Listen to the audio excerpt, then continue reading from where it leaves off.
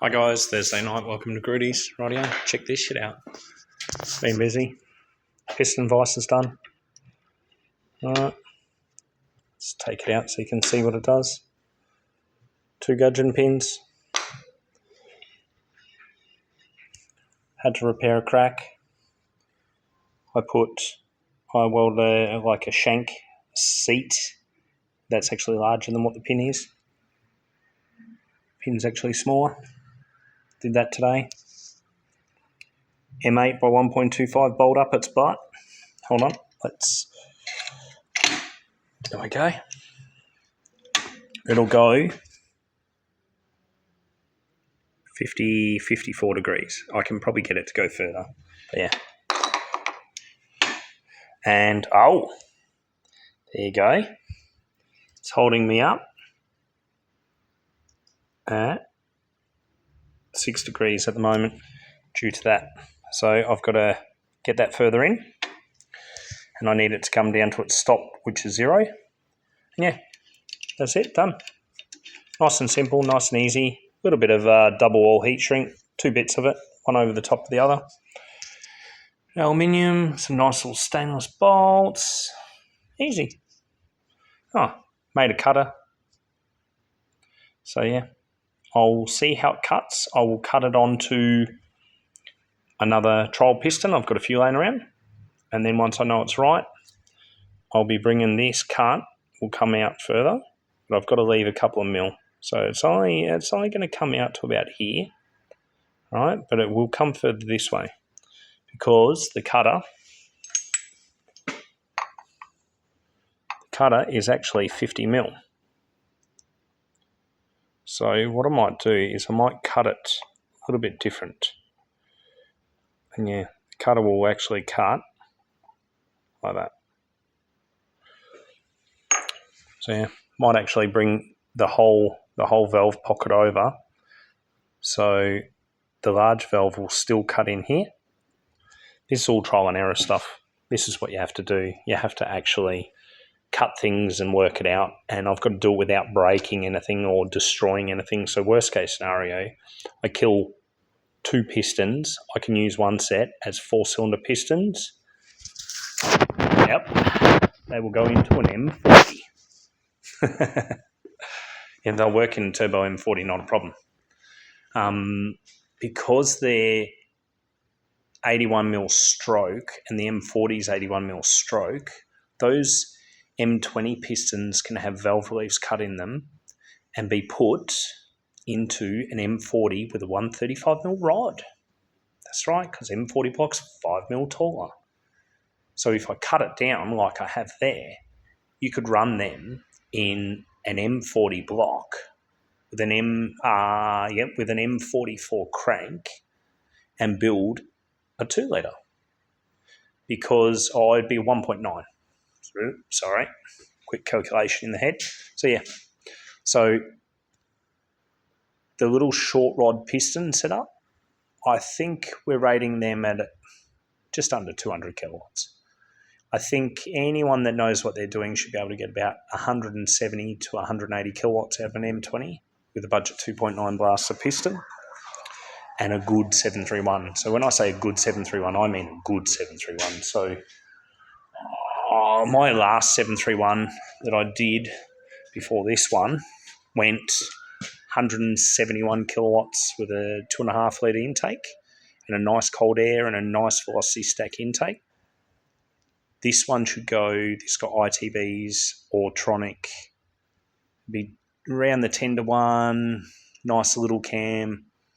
This thing should be a real punchy 160 to 170 kilowatt range and great street engine. And this head, it's still got to be washed. All the chambers done. It's all ready to go. It's 42mm intake. So if it tops out at 160, 165 kilowatts, I'd be happy with that. I think Tom will be happy with that. It's set up to take the RHD intakes. At that, with the tiny little what's it got? It's got a 284, 280, 284, or yeah, it's a 280, 284. This head and that short rod 2.9 blaster piston, my master blaster piston we'll call it, should go, apprentices high, should go 165 kilowatts. That'd be my guess, but it should make, this thing should make really good torque. I'll be very, very interested to see what the torque readings are. Getting in the 350 Newton meter range is fun. Some of these things pull hard, and they pull hard from low revs. So it just depends what dyno it's done on, who does the tuning, yada yada yada. So yeah, I can't wait. I do think short rod engines make more mid-range torque. That is just something that I've learned from years of following engine builders and building engines of my own. Famous engine builder that I followed for years and years and years, Mr. John Case, he won a fair few Engine Masters competitions. Now, one of them, I remember one very, very, I can't remember the specs on the engine, but it was a 400 Clevo, so big tall block, 10.2 deck, and it wasn't huge cubes. I think it was 370 or something silly. And he ran a 351 Windsor rod, which is still only 6 odd inches, instead of 6.5 inch rods. And he ran these really long pistons. Now, here's the thing, guys. Running short rod, you get to run more piston. Piston rocks less, better seal. Long rod, shorter piston rocks more, not as good a ring seal, but long rod will enable the piston to sit up the top for longer and at the bottom for longer, which means you get more dwell time, which in turn, with an anemic cylinder head, helps with cylinder head flow, supposedly. There's heaps of technical stuff behind all this. Now, short rod's a more stable piston and ring seal. I believe you make more mid-range torque with a short rod. You make a good power spread with a long rod, but I would like to have the engine dyno, to be able to do this. See how my little business goes. Yeah, who knows? Next month, next year, it could be an engine dyno and a dyno cell.